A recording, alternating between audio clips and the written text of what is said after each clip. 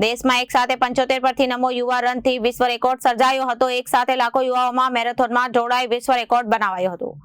યુવા પેઢીને નશાના દૂષણમાંથી બહાર લાવવા મેરેથોનનો મૂળ ઉદ્દેશ્ય છે અને મોટી સંખ્યામાં યુવાઓ જોડાયા હતા।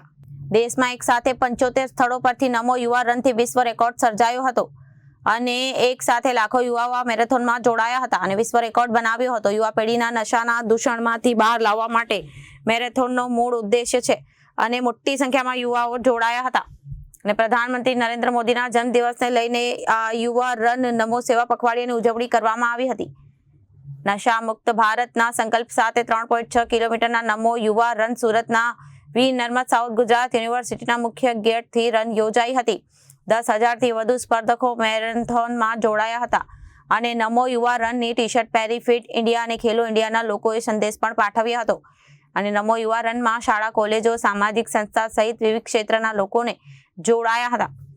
પ્રધાનમંત્રી નરેન્દ્ર મોદીના 75મા જન્મદિવસની ઉજવણીના ભાગરૂપે એક સાથે દેશના 75 સ્થળો પર કાર્યક્રમનું આયોજન કરવામાં આવ્યું હતું અને સવારે 7 કલાકે દેશમાં એક સાથે એક સમય યુવા રનમાં જોડાયા હતા। Bureau report Janadesh news.